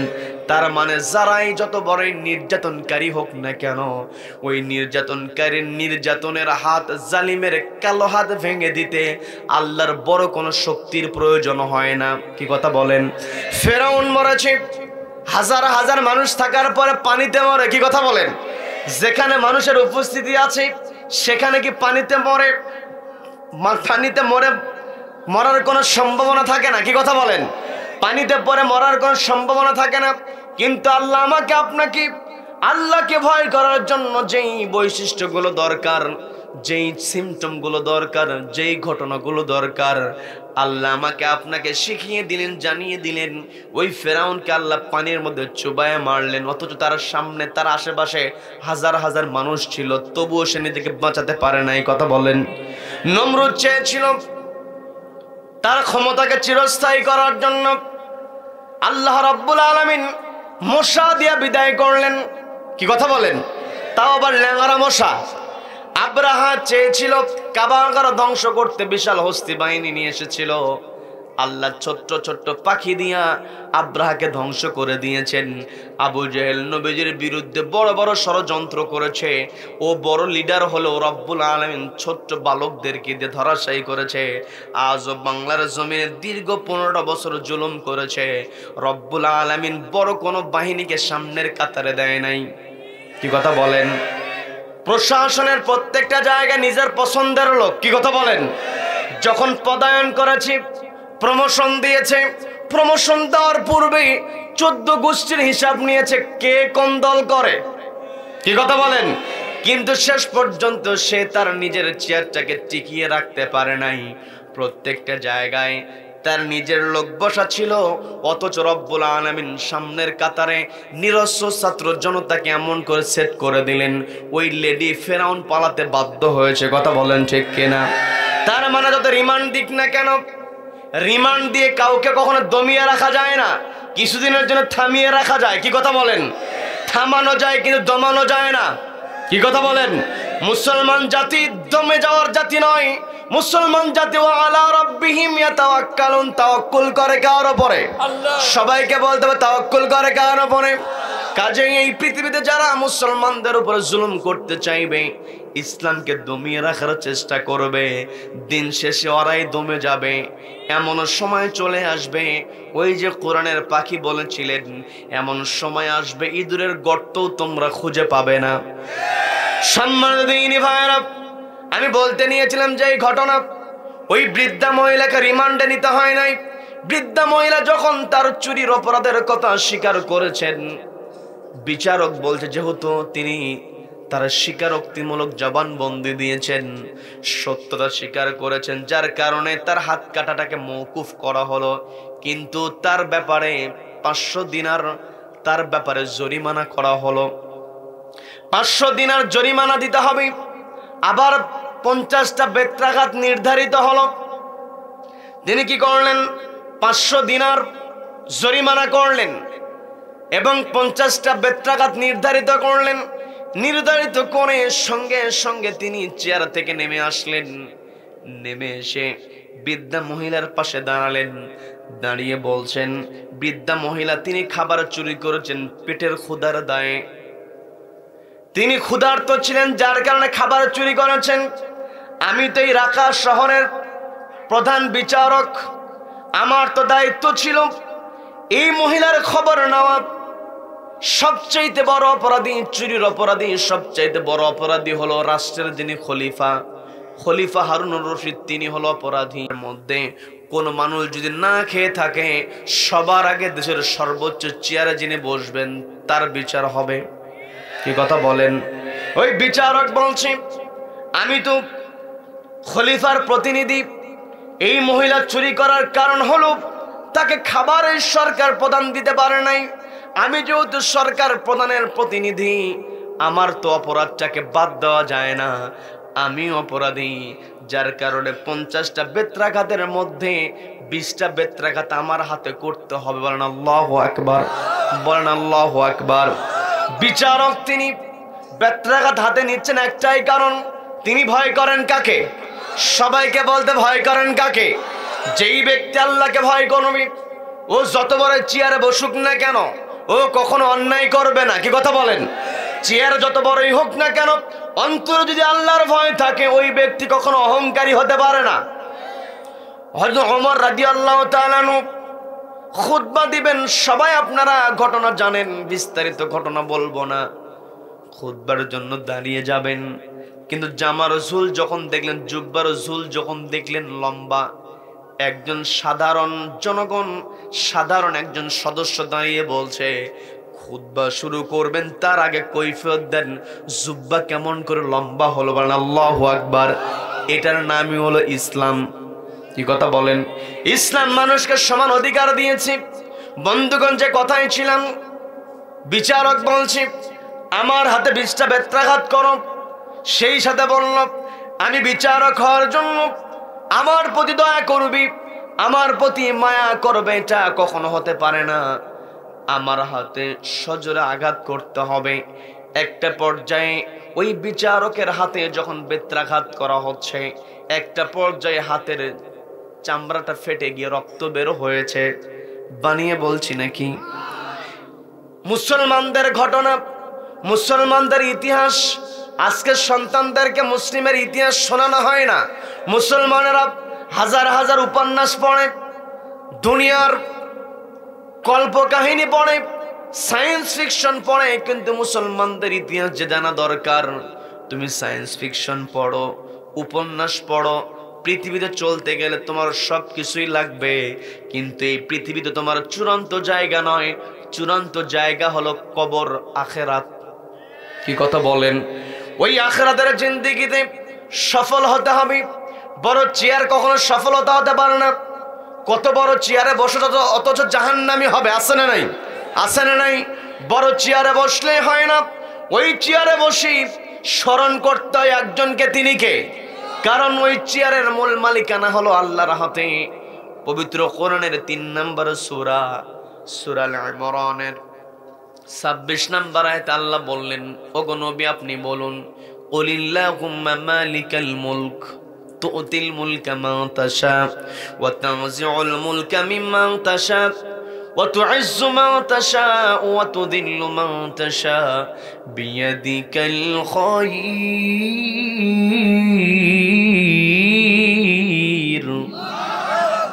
ইন্নাকা আলা কুল্লি শাইইন কাদির। আল্লাহ বলেন, ওগো নবী কুল আপনি বলুন, আল্লাহুম্মা মালিকাল মুলক, ওগো আল্লাহ আপনি হলেন রাজত্বের মালিক। তু'তিল মুলকা মান তাশা, আপনি যাকে ইচ্ছা রাজত্ব দিতে পারেন। ওয়া তানজিউল মুলকা মিম্মান তাশা, আপনি যার কাছ থেকে ইচ্ছা রাজত্ব কেড়ে নিতে পারেন। ওয়া তুইজ্জু মান তাশা ওয়া তুযিল্লু মান তাশা। ওগো আল্লাহ, আপনি যাকে ইচ্ছা সম্মান দিতে পারেন এবং আপনি যাকে ইচ্ছা বেইজ্জতি করতে পারেন। কথা বলেন ঠিক কিনা? আমার দেশে বড় বড় কথা বলতো, কথায় কথায় নিজের বাপের দেশ বলতো, আছে না নাই? আছে না নাই? নিজেকে অনেক বড় মনে করত, সম্মান জোর করে আদায় করেছে। এই যে বর্তমানে বাংলাদেশের সবচেয়ে বড় চেয়ারে যিনি বসে আছেন, ডক্টর ইউনূস, তার ব্যক্তিগত জীবনের দিকে আমি যাব না। আমি শুধু বলতে চাই, আল্লাহ বললেন ওয়া তুইজ্জু মান তাশা ওয়া তুযিল্লু মান তাশা। কথায় কথায় বাপের দেশ যে বলতো, ওই মহিলাই কিন্তু একবার বলেছিল, পদ্মা সেতুর উদ্বোধন যখন হয়েছে, বলেছিল ওই ইউনূসকে পদ্মা সেতুর উপর থেকে টুক করে পানিতে ফেলায়া দেওয়া দরকার। বলেছিল কি বলে নাই? অপমান করেছিল, লাঞ্ছিত করেছিল। কয়েকবারের প্রধানমন্ত্রী খালেদা জিয়া, তার ব্যাপারেও বলেছিল। কি কথা বলেন? আজকে তার দাপট কোথায়? দেশের সর্বোচ্চ চেয়ারে বসে আছে ডক্টর ইউনূস। কি কথা বলেন? দেশটা তারা ভালোভাবে সংস্কার করুক, এই জালিমদের বিচার করুক, এটা আমরা চাই। কি কথা বলেন? এই জালিমদের বিচার, দৃষ্টান্তমূলক শাস্তির ব্যবস্থা করুক, এটা আমরা সরকারকে বলবো। এই দেশে চূড়ান্ত স্বাধীনতা আমাদের নিশ্চিত করতে হবে ভারতীয় আগ্রাসনকে দূর করার মধ্য দিয়া। কি কথা বলেন? এই দেশ স্বাধীন হয়েছে 47-এ ব্রিটিশদেরকে খেদানো হয়েছে। কি কথা বলেন? 71 পাকিস্তানিদেরকে তাড়িয়ে দিয়েছি। কি কথা বলেন? কিন্তু ভারতীয় আগ্রাসন আজও আমাদের মাঝ থেকে দূর হয় নাই। তবে 24-এর যে গণ অভ্যুত্থান, এই গণ অভ্যুত্থানে ভারতীয় আগ্রাসনের যেই খুঁটি আছে, নড়বড় হয়েছে। আমরা চাই এই নড়বড়ে খুঁটি আর শক্ত হবে না, এই খুঁটিকে আমরা ভেঙে ফেলবো। কি কথা বলেন? সম্মানিত বন্ধুগণ, এই যে প্রফেসর ইউনূস, ডক্টর ইউনূস, তাকে আল্লাহ সম্মান দিয়েছেন, চেয়ারে বসিয়ে দিয়েছেন। তার ব্যক্তিগত জীবন নিয়ে আমি কথা বলতে চাই না, শুধু আপনাদেরকে বোঝানোর জন্য বলছি। যেই মহিলা তার ব্যাপারে বলেছিল পদ্মা সেতুর উপর থেকে ফেলে দেবে, সেই মহিলা এখন বিপদে পড়েছে। যদি দোয়া ইউনূস পড়ে, সেখানেও বিপদ। কি কথা বলেন? বিপদে পড়লে দোয়া ইউনূস পড়তে হয়। এখন হাসিনার বিপদের সময় যে দোয়াটা পড়বে, তাতেও সমস্যা। কি কথা বলেন? তার মানে সমস্ত সম্মান কার হাতে? সবাইকে বলতে হবে কার হাতে? তার মানে সেই আল্লাহর প্রতি আমরা আস্থা রাখবো। আমাদের কোরআনের পাখিকে অপমান করার চেষ্টা করেছে, আমাদের কোরআনের পাখির চরিত্র নিয়ে তারা সিনেমিনি খেলেছে। কোরআনের পাখিকে দীর্ঘ 13টা বছর বন্দী অবস্থায় রেখে দিয়েছিল, কিন্তু আমাদের কোরআনের পাখি একটা বারের সময় তিনি তার চেহারার মধ্যে কষ্টের ছাপ নিয়ে আসেন নাই। কি কথা বলেন? কোরআনের পাখি যেই দিন তাকে হত্যার ষড়যন্ত্র অংশ হিসাবে ওই ভারতীয় প্রেসক্রিপশনে আমাদের কোরআনের পাখিকে যেই দিন জেলখানা থেকে নিয়ে গিয়ে অ্যাম্বুলেন্সে করে নিয়ে হসপিটালে নামানো হলো, 83 বছর বয়স মানুষ। এই জায়গায় আমরা অনেক মানুষ বসে আছি, এখানে যদি সার্চ করা হয় 83 বছর মানুষ খুঁজে পাওয়া কঠিন, থাকলেও 2-4 জন। কি কথা বলেন?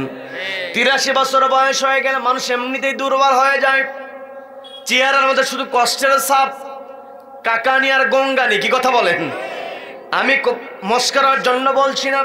বয়স যখন হয়ে যায়, শরীরের পার্টস গুলো যখন দুর্বল হয়ে যায়, আমরা যদি আমাদের বডিটাকে মেশিনের সঙ্গে তুলনা করি, একটা মেশিন আর কতদিন চলে?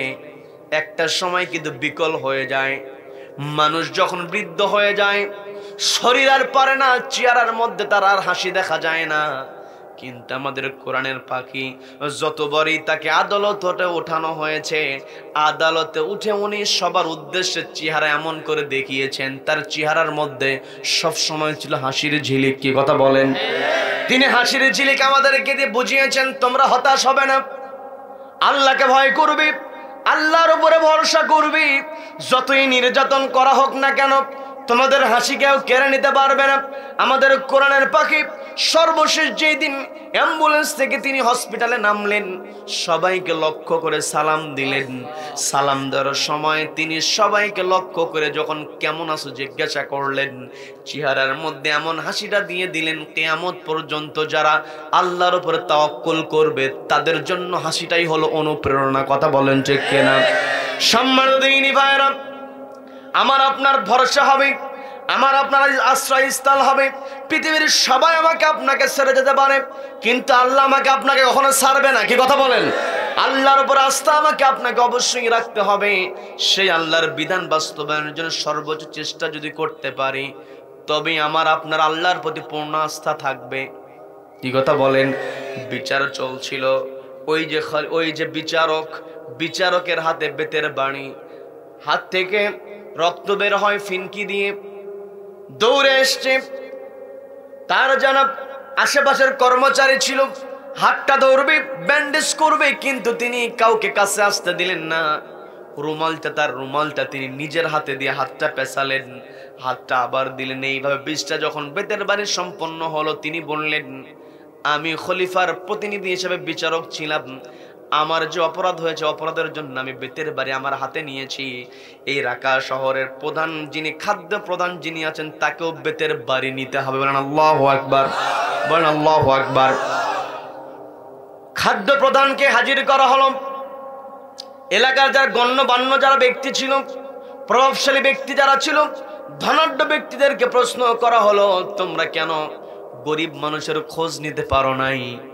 আজকে আমার দেশে সবাই আমরা নিজেদেরকে মুসলিম দাবি করি, আমরা নিজেদেরকে বড় আল্লাহওয়ালা ভাবি। কি কথা বলেন?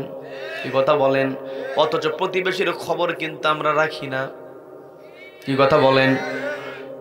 ওই বিচারক বলছি, তোমাদের অর্থ সম্পত্তি আল্লাহ দিয়েছেন, গরিব মানুষের খবর রাখো না, বেতের বাড়ি তোমাদেরকেও নিতে হবে। বলেন আল্লাহু আকবার। বাকি 30টা বেত রাখা তিনি সবার মধ্যে বন্টন করে দিয়ে বলতেছেন, এই যে 500 দিরহাম জরিমানা করা হয়েছে, এর মধ্যে 100 দিরহাম জরিমানা স্বরূপ রাষ্ট্রীয় কোষাগারে জমা হবে। বাকি 400 দিরহামের মধ্যে 20 দিরহাম, বাকি 400 দিরহামের মধ্যে 20 দিরহাম দোকানদারকে ক্ষতিপূরণ দেওয়া হবে। বাকি 380, এই 380 দিরহাম বৃদ্ধা মহিলাকে দেওয়া হবে 1 মাসের খরপোশ। বলেন আল্লাহু আকবার, বলেন আল্লাহু আকবার। এখন যেই মহিলা চুরি করেছে, খরপোশ ও কেমন করে দেবে, দিরহাম সে কেমন করে দেবে? তিনি উপস্থিত সবাইকে লক্ষ্য করে বললেন, যারা ধনাঢ্য ব্যক্তি আছে 30 দিরহাম করে সবারকে জরিমানা ধরা হলো। জরিমানা উঠায় রাষ্ট্রীয় কোষাগারে জমা করা হলো। আবার দোকানদারকে দিয়ে দেওয়া হলো 380 দিরহাম।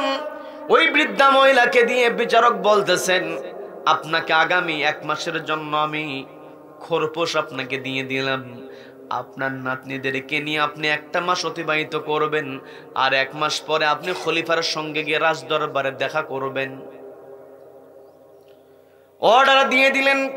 বৃদ্ধা মহিলা চলে গেল। নির্ধারিত 1 মাস পেরিয়ে যাওয়ার পরে ওই বৃদ্ধা মহিলা তার নাতনিদেরকে নিয়ে সঙ্গে করে যখন খলিফার দরবারে প্রবেশ করলেন, প্রবেশ করার পরেই চেয়ারে যিনি তাকে বসা দেখলেন, দেখেই তো তিনি অবাক হয়ে গেলেন। 1 মাস পূর্বে ওই বৃদ্ধা মহিলা চিন্তা করলেন, 1 মাস পূর্বে আমার অপরাধের জন্য যিনি হাতের মধ্যে বেতের বাড়ি নিয়েছিলেন তিনি তো চেয়ারে বসে আছেন। বলেন আল্লাহু আকবার। ওই যে চিঠি লেখা হয়েছিল, রাকাছড়া বিচারপতি নাই, খলিফা হারুন রশিদ তার চেহারা তো এখন বর্তমান সময় পৃথিবীর কোন দেশের প্রধানমন্ত্রীর চেহারা কেমন, ট্রাম্পের চেহারা কেমন বাঁকা, আমার দেশের কৃষকও বলতে পারে। কি কথা বলেন? ট্রাম্প যে বাঁকা বাঁকা কথা বলে, চেহারা বাঁকায় ফেলে। দেখবেন গ্রামের একেবারে খেটে খাওয়া মানুষ খবর দেখতে গিয়া, মোবাইল দেখতে গিয়া, আজকে ইন্টারনেটের কল্যাণে সবাই সবাইকে চেনে, কিন্তু খলিফা হারুন রশিদ কিন্তু সবাই চিনত না। তিনি তার পরিচয়টা গোপন করেছিলেন। তিনি তার রাজ্য কেমন করে পরিচালিত হচ্ছে এটা দেখতে চেয়েছেন, নিজের ক্রেডিট নেওয়ার জন্য নয়, বরং কাকে সন্তুষ্ট করার জন্য। সবাইকে বলতে হবে কাকে সন্তুষ্ট করার জন্য। আল্লাহকে সন্তুষ্ট করার জন্য যদি জনগণের সেবা করার কথা বলতো, তাহলে জনগণের টাকা কখনো আত্মসাৎ হতো না। কথা বলেন ঠিক কিনা? আমরা 16টা বছর শুধু জনগণের সেবা কথা শুনতে শুনতে কান ঝালাপালা। কি কথা বলেন? পালিয়ে যাওয়ার পরে জানলাম হাজার হাজার লক্ষ লক্ষ কোটি টাকা দেশ থেকে পাচার হয়েছে। কি কথা বলেন?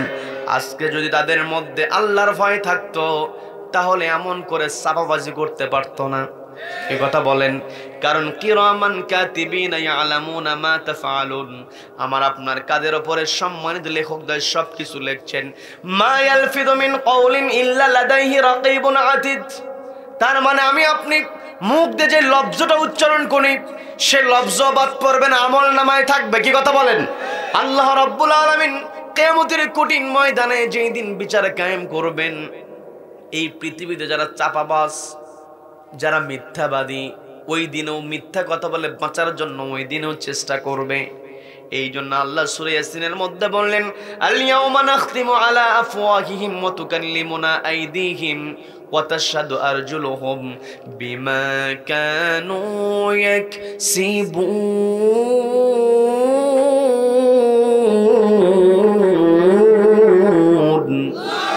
আল্লাহ বললেন আল ইয়াউমা নাখতিমু আলা আফওয়াহিহিম, ওই কিয়ামতের কঠিন ময়দানে মানুষ যারা মিথ্যা কথা বলবে, যারা চাপাবাজি ওই দিনও করবে, আল্লাহ রাব্বুল আলামিন বলছেন আফওয়াহিহিম, তাদের মুখের মধ্যে মোহর মেরে দেওয়া হবে।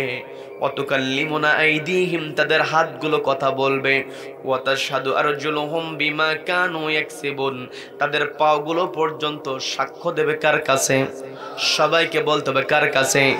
দুনিয়াতে তুমি নিজেকে অনেক বড় দাবি করো, সুদের টাকা যখন কোনো আছে না নাই? আছে না নাই? যেই টাকা দিয়ে সুদের টাকার গণনা তুমি করো, নোট এক হাত থেকে আর এক হাতে নিয়ে নেয়। কি কথা বলেন? এই সুদখোরদের অত্যাচারে মানুষ বাজারে গিয়ে যে মাছ কিনবে সেই সুযোগ নাই। কি কথা বলেন? যেই মাছের দাম হওয়া দরকার 100 টাকা, সুদখোর গিয়ে বলেন আমি 120 টাকা দেব, আমাকে দাও। কি কথা বলেন? কি কথা বলেন? দেখবেন সুদ খায়, সুদ খাওয়া মানে মানুষের রক্তগুলো চুষে চুষে নেওয়া। কি কথা বলেন? দেখবেন এই সুদখোরদের অবস্থা এমন যে চোরের মায়ের বলগড়া। কি কথা বলেন? নিজেরাই নির্যাতন করে, আবার দেখবেন বড় বড় কথা বলে। কি কথা বলেন? মালিক ইয়াউমিদ্দিন, যেই দিন আল্লাহ বিচার কায়েম করবে, যেই দিন আল্লাহ রাব্বুল আলামিন মিজানের পাল্লা, সবার মিজানের পাল্লা যেই দিন রব্বুল আলামিন কায়েম করবেন, ওই দিন পৃথিবীতে যারা চাপাবাজি করেছিল, মানুষের উপরে জুলুম করেছিল, ওই দিন ওরা নিজেদের চেহারাকে লুকানোর চেষ্টা করবে, কিন্তু চেহারা লুকানোর কোনো সুযোগ ওই দিন থাকবে না। কি কথা বলেন?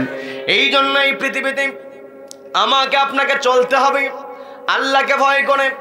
ওই যে খলিফা হারুন রশিদ চেহারাটাকে তিনি লুকিয়ে, অর্থাৎ তিনি তার পরিচয়টাকে লুকিয়ে, তিনি যে বিচারকের আসনে বসেছিলেন, মূলত বিচারকের আসনে বসে তিনি রাষ্ট্রের মধ্যে কেমন বিচার চলছে এটার পরীক্ষা করেছেন। কি কথা বলেন? খলিফা হারুন রশিদ যখন দেখলেন বৃদ্ধা মহিলা হাজির হয়েছে, বৃদ্ধা মহিলার কাছে গিয়ে বলতেছেন, মা, ওই দিন তো আমি আপনার সামনে উপস্থিত হয়েছিলাম, আমি গিয়েছিলাম রাকা শহরে, ওই দিন বিচারক হিসাবে, রাকা শহরের বিচারক হিসাবে আমি আপনার কাছ থেকে ক্ষমা চেয়েছি, কিন্তু আমি তো এই রাজ্যের খলিফা হিসেবে আপনার কাছ থেকে ক্ষমা চাই নাই। আজকে আমি আপনাকে ডেকেছি, আমি আপনার কাছ থেকে ক্ষমা চাচ্ছি। আপনাকে বলি, আপনি আমাকে ক্ষমা করে দেন। কিয়ামতের ময়দানে এই যে আপনি কষ্টের মধ্যে ছিলেন, আপনি খাবার অভাবে আপনার নাতিদের যে কষ্ট ছিল, এই কষ্টের কারণে আপনি যে খাবারের কষ্টের মধ্যে পড়ে গিয়েছিলেন, এই কষ্টের খোঁজটা তো আমি রাখতে পারি নাই। ওই দিন কিয়ামতের ময়দানে আপনি যদি আল্লাহর কাছে আমার নামে নালিশ করেন, আমি তো ওই দিন কোনো জবাব দিতে পারবো না। কাজে আপনার কাছে আমি ক্ষমা প্রার্থনা করি, ওই দিন আপনি আমাকে দোষী না করে আজকে আপনি আমাকে ক্ষমা করে দেন। বলেন না সুবহানাল্লাহ। দেশের সর্বোচ্চ চেয়ারে যিনি বসে আছেন, তিনি ক্ষমা চাচ্ছেন একেবারে বৃদ্ধা মহিলার কাছে যিনি খাবারের অভাবে চুরি করে। এটার নামই হলো ইসলাম। কি কথা বলেন? কি কথা বলেন? আজকে আমার দেশ সমৃদ্ধ একটা দেশ, এই সমৃদ্ধ দেশে গরিব মানুষের তো কষ্টে থাকার কথা ছিল না, গরিব মানুষ বাজার করতে যায়, বাজারে গিয়ে কোন জিনিস কিনবে সেটা চিন্তা করে না, চিন্তা করে কোন জিনিসটা না কিনলে চলে। কি কথা বলেন? আজকে আমার দেশে জবাবদিহিতা নাই, আজকে আমার দেশে আল্লাহর ভয় নাই। অথচ আল্লাহ বললেন ইন্নামাল মুমিনুন, যারা হবে ইমানদার, ইদা যুকিরাল্লাহ, আল্লাহর নাম স্মরণ হওয়ার সঙ্গে সঙ্গে ওয়াজিলাত কুলুবুহুম, অন্তরটা কেঁপে উঠবে। ওয়া ইদা তুলিয়াত আলাইহিম আয়াতুহু যাদাতুহুম ঈমানা, ইমানদার বান্দার 2 নম্বর বৈশিষ্ট্য হবে, যখন মুমিন বান্দার সামনে কোরআন থেকে তেলাওয়াত করা হবে, যাদাতুহুম ঈমানা, ঈমানটাকে বহুগুণে বৃদ্ধি করে দেবেন কে? সবাইকে বলতে বৃদ্ধি করে দেবেন কে? তার মানে আমার আপনার বেশি বেশি কোরআন তেলাওয়াত করা দরকার, কোরআন তেলাওয়াত শোনা দরকার। কি কথা বলেন? আজকে আমার দেশে সন্তানকে বড় করা হয়, কোরআন তেলাওয়াত শেখানো হয় না। সন্তান মোটা মোটা বই পড়ছে, ইংরেজি বই পড়ে, বিভিন্ন ভাষার বই পড়ে, আইএলটিএস করে, টোফেল করে, লম্বা লম্বা ম্যাথের ক্যালকুলেশন করে, বড় বড় সূত্র মুখস্থ করেছে, কিন্তু 10টা সূরাও ভালো করে পড়তে পারে না, এমন সন্তান আছে না নেই? আজকে আমার দেশে শিক্ষিত মানুষ দিন দিন বাড়ছে না কমছে? সবাইকে বলতে বাড়ছে না কমছে? শিক্ষিত বাড়ছে। এই সঙ্গে যদি আমি আপনাদেরকে প্রশ্ন করি, দুর্নীতি বাড়ছে না কমছে? শিক্ষিত বাড়ছে, দুর্নীতিও বাড়ছে, কিন্তু কথা তো এমন হওয়া উচিত ছিল না। কথা হওয়া উচিত ছিল শিক্ষিত বাড়ছে, দুর্নীতি কমছে। কিন্তু কষ্ট নিয়ে বলতে হয়, আমার দেশে যে যত বড় শিক্ষিত সে তত বড় চোর, যার চেয়ার যত বড় সে তত বড় ডাকাত। একটাই কারণ, শিক্ষা ব্যবস্থায় একটি কিতাবের অভাব। কিতাবের নাম কি? সবাইকে বলতে হবে কিতাবের নাম কি? শিক্ষা ব্যবস্থায় কোরআন ঢুকানোর কথা বললে কিছু কিছু বুদ্ধিজীবীদের মাথা ঘোরে, আছে না নাই? আছে না নাই? কারণ কোরআন যেই ব্যক্তি পড়বে তার প্রকৃত মেধা খুলে যাবে। কি কথা বলেন? যত বড় পণ্ডিতই হোক না কেন, যত বড়ই জ্ঞানী হোক না কেন, যার ভিতরে কোরআনের জ্ঞান নাই, হাদিসের জ্ঞান নাই, ও হচ্ছে মূর্খ। কি কথা বলেন?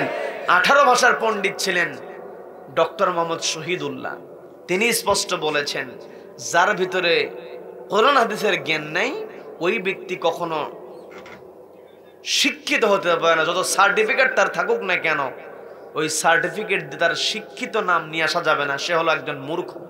কি কথা বলেন? এই জন্য আমি আপনি ইমানটাকে যদি বৃদ্ধি করতে চাই, সন্তানকে কোরআনের শিক্ষা দিতে হবে। যে সন্তানের মধ্যে কোরআনের শিক্ষা আছে ওই সন্তান ডাক্তার হবে, সে প্রকৃত ডাক্তার হবে, সে ডাক্তার নামক কসাই হবে না। কি কথা বলেন? পর্দালের মা বোনেরা শুনছেন, কানটা একটু খাড়া করে শুনবেন। সন্তানকে আপনি যেখানেই পড়ান না কেন, সন্তানকে আপনি অন্তরের মধ্যে সবার আগে যে শিক্ষাটা ঢুকিয়ে দিবেন, সন্তান শিখবে আল্লাহর কোরআন। সন্তান ভয় করবে একমাত্র কাকে? একমাত্র ভয় করবে কাকে? সন্তানকে শিক্ষা দিতে হবে আল্লাহর ভয়ের শিক্ষা। মা আপনাকে সচেতন হওয়ার জন্য বলছি, পর্দালের মা বোনেরা আপনাদের দৃষ্টি আকর্ষণ করে বলছি, আপনি যদি সচেতন হতে পারেন, আপনার পরিবার সচেতন, আপনার সন্তান সচেতন, আপনার পরিবারে সন্তানকে সত্যবাদী বানাতে হবে, সন্তানকে হালাল ইনকামের কথা বলতে হবে, সন্তানকে হালাল হারাম এটার বাছ বিচার শেখাতে হবে। কি কথা বলেন? কি কথা বলেন? সন্তান যদি কোনটা হালাল কোনটা হারাম এটা বাছ বিচার করে দুনিয়াতে চলতে পারে, ওই সন্তানই আপনাকে জান্নাতে নিয়ে যাবে। কি কথা বলেন? কি কথা বলেন? যেই সন্তানের কাছে কোরআনের জ্ঞান আছে, ওই সন্তান যখন ইঞ্জিনিয়ার হবে, সে প্রকৃত ইঞ্জিনিয়ার হবে, রডের বদলে বাঁশ দেওয়া ইঞ্জিনিয়ার হবে না। কি কথা বলেন? আমার দেশে ইঞ্জিনিয়ার রডের বদলে বাঁশ দেয়, আছে না নাই? ঠিকাদার কাজ পেয়েছে, রাস্তার পিচ এক পাশে পিচ ডলতে ডলতে আর এক পাশে গিয়েছে, ওখান থেকে ফেরত এসে দেখে যে এই সাইজের পিচ উঠে গেছে, আছে না নাই? আছে না নাই? আজকে যদি ইসলাম থাকতো, আজকে যদি কোরআন থাকতো, তাহলে আল্লাহর বিধান ফাকতু আইদিয়াহুমা, হাতটা কেটে দাও। একটা ঠিকাদারের হাত কেটে দিলে দেশের সব ঠিকাদার হয়ে যেত আল্লাহওয়ালা। কি কথা বলেন? এই কথাগুলো বললেই আমরা হুজুরেরা খারাপ হয়ে যায়, বলে যে হুজুররা শুধু মসজিদে ইমামতি করবে, নামাজ পড়াবে, মানুষকে কোরআন তেলাওয়াত শোনাবে, কিন্তু কোরআনের ব্যাখ্যা দেওয়া যাবে না। কি কথা বলেন? আপনি কোরআন তেলাওয়াত করবেন, টান দিবেন, খুশি হয়ে যাবে, তাকবীর দিবে, কিন্তু যখনই বলবেন যেই আয়াতের মধ্যে আল্লাহ বিধানের কথা বললেন, ওই বিধান বাস্তবায়নের কথা বলবেন, যেই মানুষ আপনাকে হাদিয়া দিত ওই মানুষই আপনার হাতে হ্যান্ডকাপ পড়াবে। কি কথা বলেন? তার মানে কোরআন তেলাওয়াত শুনতে ভালো লাগে কিন্তু কোরআন বাস্তবায়ন ভালো লাগে না, এরা হলো টাটকা মুনাফিক। কি কথা বলেন? এই মুনাফিকদের ব্যাপারে আমাদেরকে সতর্ক হতে হবে। তুমি নামাজ পড়ো কিন্তু কোরআনের বিধান বাস্তবায়ন হোক এটা তুমি চাও না, তুমি কিসের মুসলমান? কি কথা বলেন? সম্মানিত দ্বীনি ভাইয়েরা, কোরআন তেলাওয়াত করতে হবে। যেই ঘরের সন্তান কোরআন তেলাওয়াত করে ওই ঘরের সন্তান যখন সচিবালয়ের সচিব হবে, ওই সচিব কখনো তার ফাইলপত্র গায়েব করার জন্য সচিবালয়ে আগুন লাগায় দেবে না। কি কথা বলেন? কি কথা বলেন? এই জন্য সবার আগে কোরআন শিখতে হবে, কোরআন তেলাওয়াত করতে হবে। কারণ কোরআন তেলাওয়াত করলে, কোরআন তেলাওয়াত শুনলে যাদাতহুম ঈমানা, ঈমানটাকে বহুগুণে বৃদ্ধি করে দেন কে? তার মানে এক নাম্বার বৈশিষ্ট্য, আল্লাহর নাম শুনলে আমার আপনার ঈমান বৃদ্ধি পেতে হবে। দুই নাম্বার, কোরআন তেলাওয়াত শুনলে আমার আপনার ঈমানটাকে বাড়াতে হবে। কি কথা বলেন? তিন নাম্বার, ওয়া আলা রাব্বিহিম ইয়াতাওয়াক্কালুন, ভরসা করতে হবে কার উপরে? ভরসা করতে হবে কার উপরে? আল্লাহর উপরে ভরসা করতে হবে। আল্লাহর উপরে ভরসা যদি আমি আপনি করতে পারি, দুনিয়াতেও সফল, আখিরাতেও সফল। আল্লাহর উপরে ভরসা করে হাসতে হাসতে ফাঁসির মঞ্চে চলে গিয়েছে, বলা হয়েছে স্যার আপনার ফাঁসি হবে আর 3 ঘন্টা বাকি আছে। তিনি বলছেন 3 ঘন্টা অনেক সময়, 2 ঘন্টা ঘুমায় নেই। বলেন আল্লাহু আকবার। এই কথাগুলো তারাই বলতে পারে যারা তাওয়াক্কুল করে কার উপরে? তাওয়াক্কুল করে কার উপরে? আর আল্লাহর উপরে যারা তাওয়াক্কুল করবে তাদেরকে আল্লাহ ডাক দিয়ে বললেন, ও আমার বান্দারা, কুনতুম খায়রা উম্মাহ উখরিজাত লিন-নাস তা'মুরুনা বিল মা'রুফ ওয়া তানহাউনা আনিল মুনকারি ওয়া তু'মিনুনা বিল্লাহ। আল্লাহ বললেন, ও আমার বান্দারা, আমার প্রতি যদি তোমাদের ভরসাই থাকে, আমার প্রতি যদি তাওয়াক্কুল করো, তোমাদেরকে একটা কাজের কথা আমি বলি, সেটা হলো কুনতুম খায়রা উম্মাহ, তোমরা তো উত্তম উম্মত হতে পারবে, জাতি হতে পারবে, গোষ্ঠী হতে পারবে। উখরিজাত লিন-নাস, তোমাদেরকে বের করা হয়েছে মানুষের জন্য, অর্থাৎ মানুষের তরে কাজ করতে হবে। কি কথা বলেন? কি কথা বলেন? মানুষের জন্য কাজ করতে হবে। এই অর্ডার আমাদেরকে দিয়েছেন কে? কে দিয়েছেন? মানুষের তরে যদি আমি আপনি কাজ করতে চাই, আল্লাহ বললেন তা'মুরুনা বিল মা'রুফ, ও আমার বান্দা সৎ কাজের আদেশ দাও, ওয়া তানহাউনা আনিল মুনকার, অসৎ কাজে বাধা প্রদান করো। কি কথা বলেন? কি কথা বলেন? আমার দেশে যেখানে চুরি ডাকাতি হয় সেইটা বন্ধ করতে হবে। ওয়া তানহাউনা আনিল মুনকার, অসৎ কাজে বাধা প্রদান করতে হবে।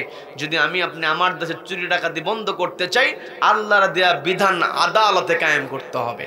কি কথা বলেন?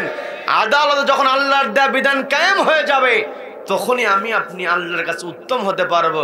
যদি সত্যি আল্লাহর প্রতি ঈমান থাকে, আল্লাহ বলেন তু'মিনুনা বিল্লাহ, যদি আমার প্রতি ঈমান আনয়ন করো, তাহলে তোমার 1 নম্বরের দায়িত্ব হলো তুমি সৎ কাজের আদেশ দেবে, অসৎ কাজে বাধা প্রদান করবে। কি কথা বলেন? এখন সৎ কাজের আদেশ যদি আমি আপনি দিতে চাই, আমাকে আপনাকে ঐক্যবদ্ধ হতে হবে। আল্লাহ নিজেই বলছেন কুনতুম খায়রা উম্মাহ, তোমরা উত্তম জাতি। জাতি তো ঐক্যবদ্ধ হতে হয়। কি কথা বলেন? ঐক্যবদ্ধভাবে আমার আপনার আল্লাহর জমিনে আল্লাহর বিধান কায়েমের জন্য সর্বোচ্চ চেষ্টা করতে হবে। আল্লাহ বললেন তা'মুরুনা বিল মা'রুফ, তোমরা সৎ কাজের আদেশ দাও। এই পৃথিবীতে সৎ কাজের বহু আদেশ আমার আপনার দেওয়ার জন্য সহজ হয়ে যাবে যদি সমাজের মধ্যে আমি আপনি ন্যায় বিচার প্রতিষ্ঠা করতে পারি। কি কথা বলেন? আজকে জুমার দিনে ইমাম সাহেব যখন সানি খুতবা পাঠ করেছেন, তিনি শেষের দিকে বলেছেন ইন্নাল্লাহা ইয়া'মুরু বিল আদলি ওয়াল ইহসান ওয়া ইতাইযিল কুরবা ওয়া ইয়ানহা আনিল ফাহশাই ওয়াল মুনকারি ওয়াল বাগি ইয়া'দুকুম লাআল্লাকুম তাযাক্কারুন। পুরো আয়াত বলতে হয় না, ইমাম সাহেব যদি খালি বলে সূরা নাহলের 90 নম্বর আয়াতের ইন্নাল্লাহা ইয়া'মুরু বিল আদল, এই পর্যন্ত যাওয়ার সঙ্গে সঙ্গে মুসল্লিরা সবাই রেডি, যখন দাঁড়াতে হবে। কি কথা বলেন? কারণ ইন্নাল্লাহা ইয়া'মুরু বিল আদল এই আয়াত পর্যন্ত গেলে আমরা বুঝতে পারি যে ইমাম সাহেবের খুতবা শেষ। আসলে ইমাম সাহেবের খুতবা শেষ এটা বোঝানোর জন্য আল্লাহ এই বিধান, এই আয়াত আমাদেরকে দেন নাই। আল্লাহ বলেন ইন্নাল্লাহা ইয়া'মুরু বিল আদল, ও আমার বান্দারা, আমি তোমাদেরকে অর্ডার দিচ্ছি তোমরা ন্যায় বিচার প্রতিষ্ঠা করো। আল্লাহ আমাদেরকে বললেন তা'মুরুনা বিল মা'রুফ, তোমরা সৎ কাজের আদেশ দাও। আর আল্লাহ সরাসরি আদেশ দিচ্ছেন ইয়ামুরু বিল আদাল, নিশ্চয় আল্লাহ আমাকে আপনাকে অর্ডার দিচ্ছেন আদালত কায়েমের। আমি আপনি যদি আদালত কায়েম করতে চাই তাহলে সবার আগে আমাকে আপনাকে আগে আমানতদার হতে হবে। কি কথা বলেন? এই কথাটা আল্লাহ রাব্বুল আলামিন সূরা নিসার, আল্লাহ রাব্বুল আলামিন সূরা নিসার 58 নম্বর আয়াতে বললেন। সূরা নিসার 58 নম্বর আয়াত আল্লাহ বললেন, ইন্নাল্লাহা ইয়া'মুরুকুম আন তুআদ্দুল আমানাতি ইলা আহলিহা ওয়া ইযা হাকামতুম বাইনান নাসি আন তাহকুমু বিল আদল। একই কথা আল্লাহ বলেন ইন্নাল্লাহা ইয়া'মুরু বিল আদল। আবার আল্লাহ বললেন ওয়া ইযা হাকামতুম বাইনান নাসি আন তাহকুমু বিল আদল। দুইটা জায়গাতেই আল্লাহ আদালত কায়েমের কথা বলেছেন। কি কথা বলেন? কি কথা বলেন? একটা জায়গাতে আল্লাহ আদালত কায়েমের কথা বলার পূর্বে বললেন ইন্নাল্লাহা ইয়া'মুরুকুম আন তুআদ্দুল আমানাতি ইলা আহলিহা, তোমাদের কাছে যে আমানত আছে এই আমানতটা তোমরা যথাযথ জায়গায় আদায় করো, যথাযথ জায়গায় আদায় করো। তার মানে খুবই গুরুত্বপূর্ণ একটা কথা, আমাকে আপনাকে এই জায়গায় বুঝতে হবে। আয়াত সবাই বলেন কত নাম্বার আয়াত? 84 নম্বর আয়াত। আল্লাহ রাব্বুল আলামিন আমাকে আপনাকে অর্ডার দিয়েছেন আল্লাহর রাস্তায় সংগ্রাম করার জন্য। আর 85 নম্বর আয়াতে রব্বুল আলামিন বললেন মাইয়াশফা শাফাআতান হাসানা, মাইয়াশফা শাফাআতান হাসানা ইয়াকুল লাহু নাসীবুম মিনহা ওয়া মাইয়াশফা শাফাআতান সাইয়্যাতান ইয়াকুল লাহু কিফলুম মিনহা। আল্লাহ বলেন মাইয়াশফা শাফাআতান হাসানা, যেই ব্যক্তি ভালো কাজে সুপারিশ করবে ইয়াকুল লাহু নাসীবুম মিনহা, ভালো কাজে সুপারিশ করার কারণে আমল নামায় আল্লাহ সব যুক্ত করে দেন। বলেন না সুবহানাল্লাহ।